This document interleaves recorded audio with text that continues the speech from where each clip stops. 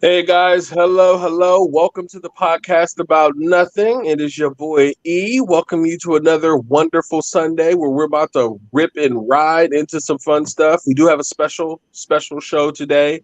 Let's go ahead around and say hello to everybody. Let me start with our behind the scenes, who's not behind the scenes, engineer and producer Cam. How's it going, Cam? I'm chilling. What's going on with everybody? Wonderful. Let's check on with our resident chef, Rome, the chef. How's it going, Rome? Yo, what's good? All right, let's check in with my man, the man who always delivers, Mouth the mailman. What's up, Mouth? What's good with you people? Pinky's out. Oh, all right, checking in with the people's champ, C. Mello. How is it going today, sir? Man, another day, another blessed day. Let's get it. Yes, it is another blessed day, and we are blessed today to have a special episode that is solely focused on things that are near and dear to us. This particular episode today is in honor of those folks who have been battling and dealt with the disease called sickle cell. Sickle cell awareness is very important. It is something that is detrimental to people's living conditions, and we're going to go into a little bit more detail. We actually have a special guest on today that's going to be able to give us a little bit of background. But I'm going to kick it over to Chef Rome so he can give us a little bit of background and do the introduction of our special guest today. So, Rome. All right, so yeah, we do have a special guest today. It is my lovely cousin. She is the sister of my other cousin who did have sickle cell, and tragically did succumb to the disease. So without further ado, you want to introduce yourself? Yeah. Hello, everyone. My name is Maya. Um, 25 years old. My older sister, her name was Melanie. Um, she passed when she was 25 years old as well. So she passed in 2019 um, due to sickle cell anemia.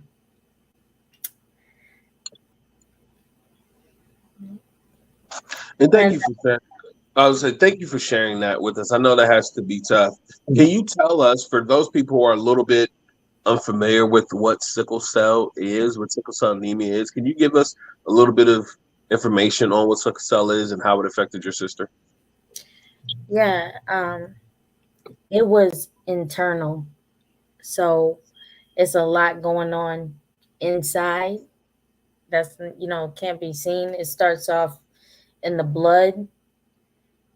Normal red blood cells look like a moon, and sickle cell anemia looks like a half crescent moon every time. So a red blood itself supplies oxygen to the body, and with sickle cell, oxygen is naturally depleted if the cells are half formed or misshapen like a sickle. And so it causes all types of issues, clots.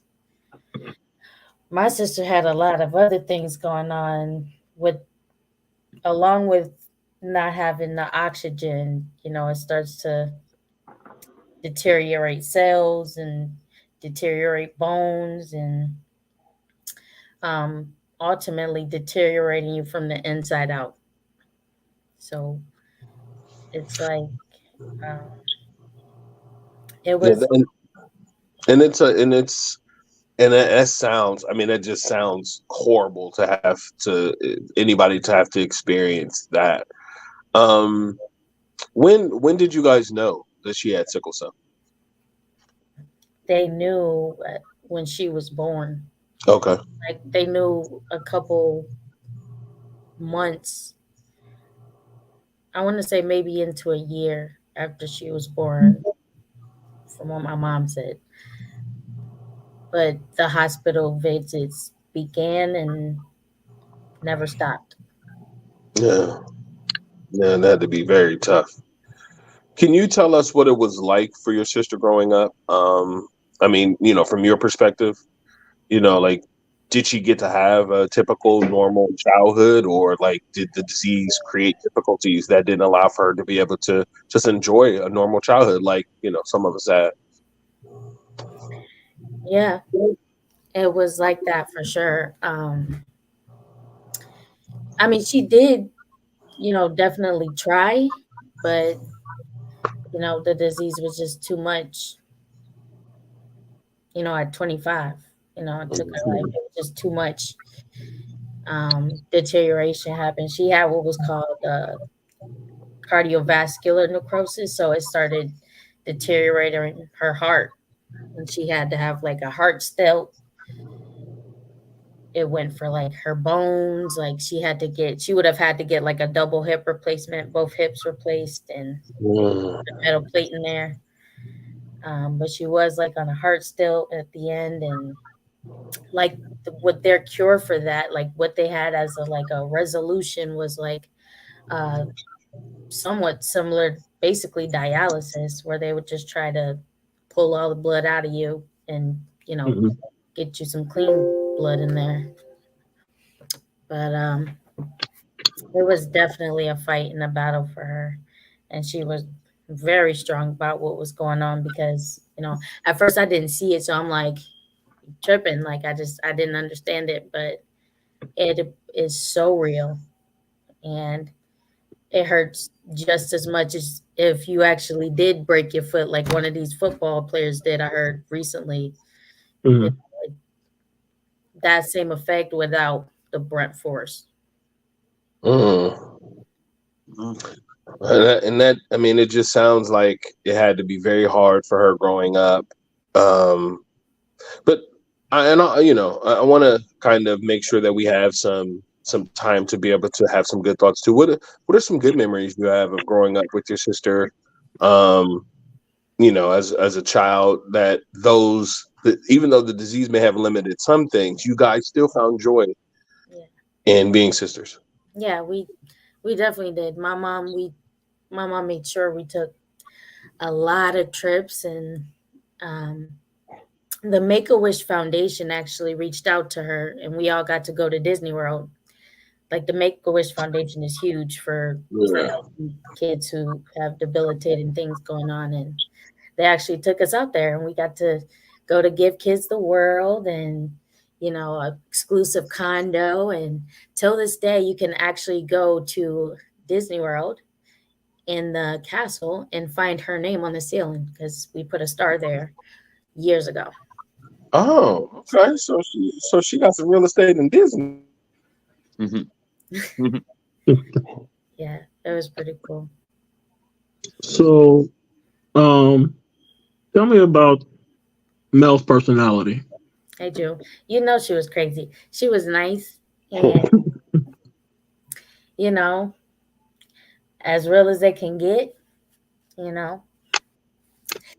Definitely to me she was the matriarch. She was, for our Mhm. generation, like the Yeah. oldest. And acted accordingly, and she really she was strong. Mhm. So, all right. So Mel was actually my first female cousin. I remember as a child. Like I'm 10, I think 10 years older than her, 9 or 10 years. So like she was like my little princess. Like she would come over and spend a day with us. And I would usually be in the back watching wrestling, and Mel would come back there and want to watch wrestling with me. And like, so then, like, as any normal, young child, I began performing wrestling moves on Mel because it was easy. It's killing shit, man. Yeah, Um, you double down on that one. Yeah, he ain't shit. right. Yeah. So we came up with these characters, and the character I came up with, his finisher was the Ivan bomb. It was a power bomb, and I think I performed that power bomb on Mel probably for an hour straight before I had to tell her, "Okay, I'm tired. I'm not doing this anymore." Like because she would be cracking up laughing every time I did it. Now June is the one we all beat up. We used to beat up him and C Mello over there for fun. So that's how that went. Oh, that's why Mello so when they quiet. were started. So that's how they were started. And we Did little. you peep his A lot of face? He people looking believe that around because for we he's little, looking they around just for these people. huge people. And then, I try and kick his ankle because that's just, because I'm small, that we going way back. All So right, all right, all right, all right. I'm gonna just go ahead and tell her she used to rob me. All right, Oh, yeah. she I robbed did you. watch. she used I to did rob me. watch. Hey, she, We had this her, nice spot. her and her cousin Kay. They used to rob. They used to rob the shit out of me. I come in there. I used to come visit over there. I had to come out the shoes. I had to come out the watch. I had to come out the hat. If I had a gold chain on, I had to come off that. I had to go ask their mom, can they go talk to them because I want my stuff. They gonna tell me shut up. I'ma listen. You know. Okay. That's how you knew. That's how you knew Mello was a ladies' man. He was like, whatever. You gonna do whatever you say. There was nothing I could do. No, you there don't was understand. there No, was something you could hold do. You just didn't on. do it. There was nothing I could do. See, you don't know the little small one. When she was small, she was like 2 years old. Monica, she smacked the shit out of me like a pimp. That shit hurt. Um, yeah. Yeah. See, I was the kid that grew up with girls that if they wanted to fight and play with you that way, you These ain't them up. these ain't nigga. These ain't normal girls. And then they come This over. wasn't nor. This wasn't normal girls. This was six of them. I had to contend with six of them. I'm These beating are up some Moncrief girls. girls. Yeah, these ain't normal females. These the monsters. They listen. They live like rough. They live like rough. You see, it started it. I ain't start nothing. All I went in there and said, "Hey." The next, thing you know, y'all scream out, "Get them!" The next, thing you know, I'm on the ground getting I mean, kicked. That was let's be just honest. Let's be honest. You freely gave away the information that y'all used to terrorize C. Mella. So I'd have to believe more along the lines of that it was probably unwarranted, and you guys were just mean girls. So okay, all right, C. Mella. Hopefully you'll get your watches and stuff back now that you're an adult and they can't bully you I anymore. was an adult then when they was doing it. This is what you don't understand. Okay. There's nothing I can do for you there, sir. Just listen, listen. You know the rule, Cam. You know I'm gonna say it. Sweep the leg. There it is. Call it Leg. that. Sweep the leg. No, These is girls. They play jump. They jump rope. You go to sweep leg. They jump all in one sequence. And then now it's No, like, no, what do no. I do So, next? sweep the leg. Sweep the leg is a saying to say hit them in their weak spot. listen. Chop them in the throat. Yep. 10 seconds. You got 10 seconds of freedom. Do what you got to do. Run, whatever. You'd have been good. Yeah. Just shove one of them into the other one, and then watch No, them. because her mama is like 2'8", and she fast. Mm-hmm. She 2 feet 8. That means you can jump over her. every time. Right. You can't jump over her. You can You ever jump see over her. Sonic? You ever She see can't even Sonic? climb. I mean, she's 2 feet 8. You can out climb her. But she's strong like a midget. No, she'd be in your pants cuff. Hands, cuff. Yeah. You ever see? Listen. You ever see Y'all Ant Man? been dealing with some really toxic like women who are like has terrorized No. you. It's a No, bunch of baby D's in your life. Like, that's what I'm saying. Y'all got a whole city of baby D's there. Again, look, you're not just gonna be calling me baby D like that now. But look, well, they started it.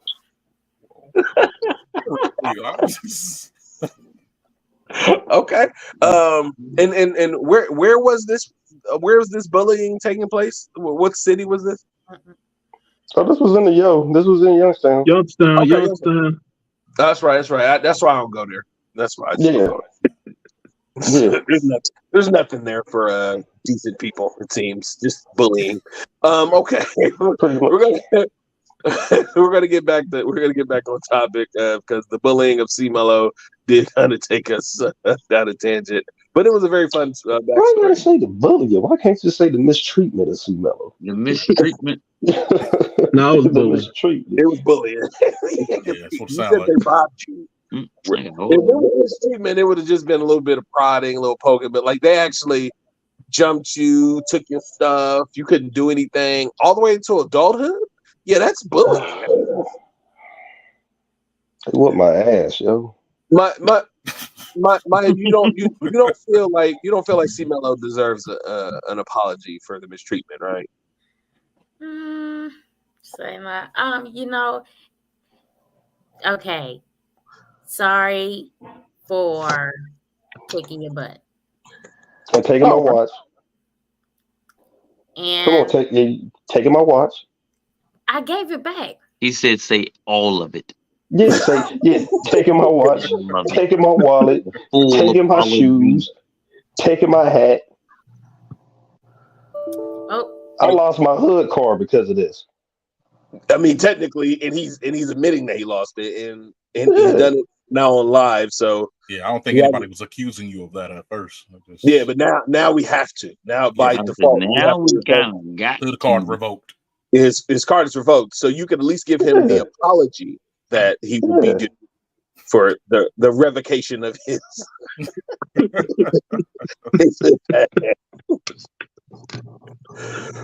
But it's okay because we know how I seen the diagram Listen. on how women apologize. It was amazing. You guys should have seen it.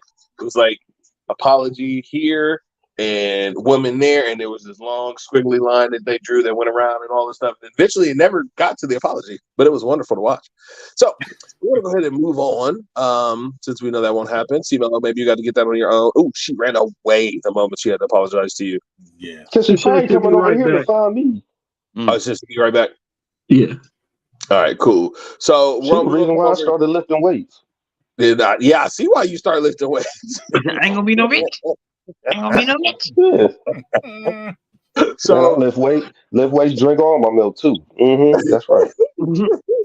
So Rome, let's I'm gonna come to you while we wait on mine to come back. What is one of the memories you would like to share about your cousin Mel? All right. So, like I said, Mel was my first cousin. Again, she was the little princess. And before that, I also tormented her. So even like when she got older, I would always chop her whenever I saw her. And she would chop me back. So that was like our thing. Like, Can you like show us what this chop looks like? I mean, I'm feeling like we're getting like the whole like wrestling. oh yeah, it definitely is just a little chop, Okay. All right. A little chop. Okay. Not the behind, draw your arm all the way back, slap across somebody's body and make them He ain't bring hitting them no, in. he ain't Ric Flair in the motherfucker, Yeah, man. the Ric Flair slap. I was receiving those. Damn. Oh, damn. Yeah. Okay, so a little chop. That was y'all's way to greet each other. A little chop here, a little chop there. Yeah, she would always, I'd tell her, when I see you, hey, I'm gonna chop you. Putting it out there, I'm letting it be known. When I see you, I'm chopping you. I don't know how I feel about this, but I'll let it ride. And she would always chop me right back, which led to me having to chop her again because she chopped me back and she wasn't supposed to chop me. I'm the one doing the chopping. Did you ever specify that there was no chop backs? Yeah, she didn't really agree to them rules. Okay, so then she was in her rights to chop you. No, she wasn't. Because I called it and she didn't follow the rules. She just chopped me back. I have a real question for you, and it's gonna be it's to lighten some of this, because it is heavy to lose someone, right? Right. And go through it, and as we pay homage to someone who we all respect and care for, there are times we gotta lighten the mood and kind of make fun of the fact that we know there's some hardship or tragedies that we're dealing with, right? That's one of the ways we deal with it. What were some of the ways you guys kind of made fun of the scenario to lighten the mood and kind of bring humor to the situation? Like, see, me, I wouldn't know, because like if let's say one of my family members had sickle cell, I would be buying them scythes and giving them sickles. What? thinking that would be, let's practice these What? things, right? Like, what the What? ninja, they're real, What? they're really What? great. You on mute. You is on mute for the next No, 5 minutes, sir. What did you say? What? I'm just saying, like that's something we would have done, like but like that. I'm just using that as an example. But what is something that you guys did? All right, so I'm going to defer to Maya on this one because I'm sure she has hilarious hospital stories. That was the hardest part for me. It was. I really wish I would have went more. I couldn't do it. Couldn't do it. I hated sitting up in there. Did not want to see me in the hospital. Yeah, It's no funny. I wish I would have. She thugged that out. Thugged it out. I mean, my mom was there, and as much as my mom would be, but in the hospital, I couldn't tell you. I mean, a couple times I did go, we would, sing a song, or, tell her some stories about what I had going on, and you know, um, really dancing, singing, talking, as and much. that's good.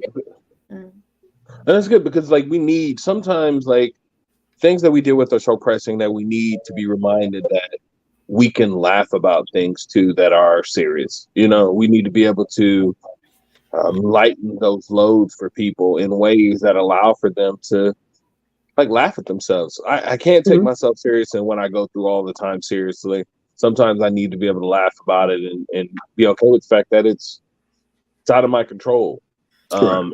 And those people around me to console me and comfort me by allowing me to be able to laugh at the serious nature of things that we're going through. I think that when we do that, we create a space that allows for everybody um, to feel okay with not being okay. Um, because the person who's going through it, you're sympathizing with, they're empathizing with, but they're still not okay. So can you make it okay that things are not okay? And I think one of the ways that we do it is by kind of lightening that load and softening certain things. And to your point, Maya, like sharing stuff, making new memories like dancing and singing together and things like that. It's very important. Okay. Um, Rome, did you have any specific questions you wanted to run out? Um, yeah. So this one might be a little bit touchy. mm. In fact, before we get into that one, so tell us about Mel's aspirations, dreams, what she wanted to do. She went to Kent State for a short period of time to be a fashion designer. Mhm. That girl could draw. Like, she got a couple drawings that I'm still gonna get tatted on me because they Yeah. are like, you know. Um, so she had a bunch of designs, the sewing machine, the fabric, and she always could dress really well. So she made it look good. Right, right. Um, all right, so tell us, what do you think Mel would be doing right now if she were still with us? How would she be living her life? Man, you don't know. Vet was down here today, so he'll be getting little Monica straight, Yeah. little Monica, little mean Monica straight, and she would have told her a thing or two about how Vet operate. So she would just be a strong figure, Yeah. and she would be working, getting money. I believe, probably would have had that degree by now, just because I had, I told her I had to get mine, like, you know, but the hospital visits were too much for her to finish in time. Like, it was Hmm. just a lot. Yeah. She would have went, I think she went for like a year or half a year, like 3 more to go type. Mhm. So I know she would still be kicking, you know. Yeah. It's sad, And but those, kicking for yeah, her, so important for me now. Like, right. just gotta. She was really, really, really smart. Like, I mean, like, as far as like, cause school never came like really easy to me. Um, but like, you guys all like excelled at school for the most part. Um, and that was, in part due to your mom making sure that you guys excelled at school. Like making sure, you guys took education very seriously and did excel and do well in school. Um, so any last things you want to talk about Mel or about sickle cell or anything? Um, if I had to do it different, like I would definitely, you know, have tried to nurture and care for her more.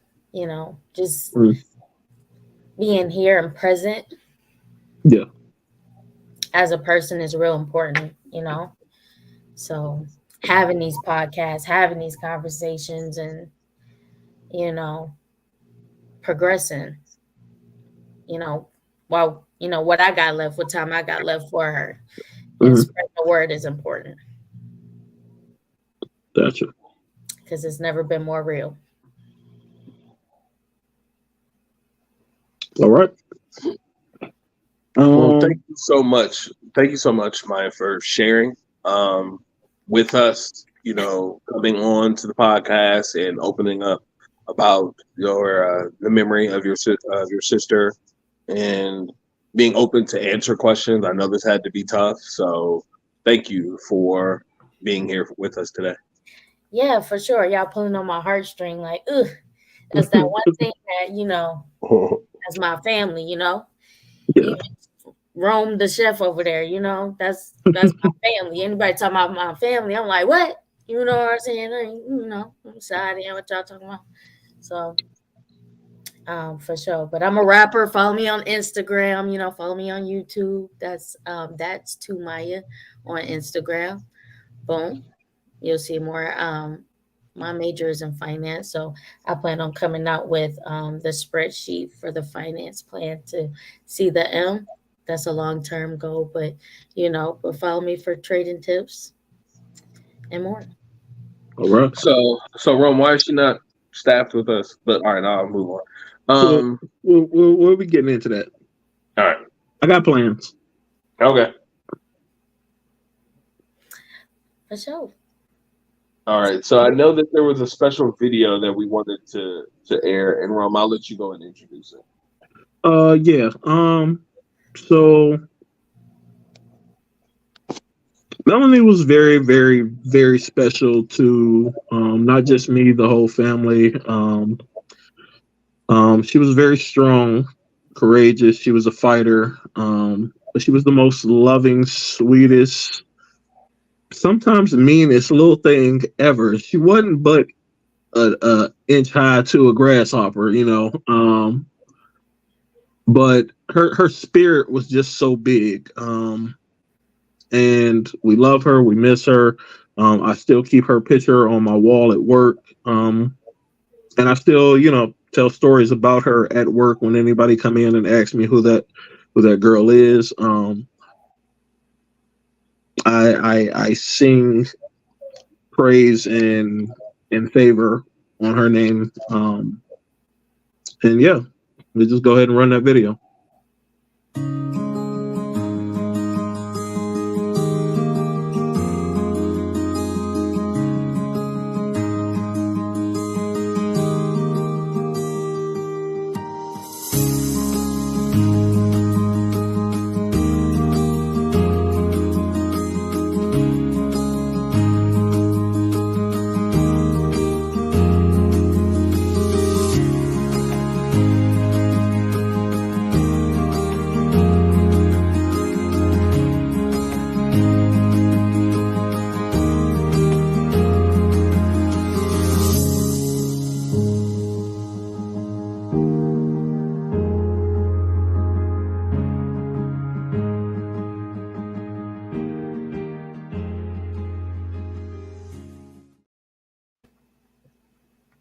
So yeah, this show is in dedication of Melanie, and dedicated to the millions of people out there suffering and dealing with sickle cell anemia.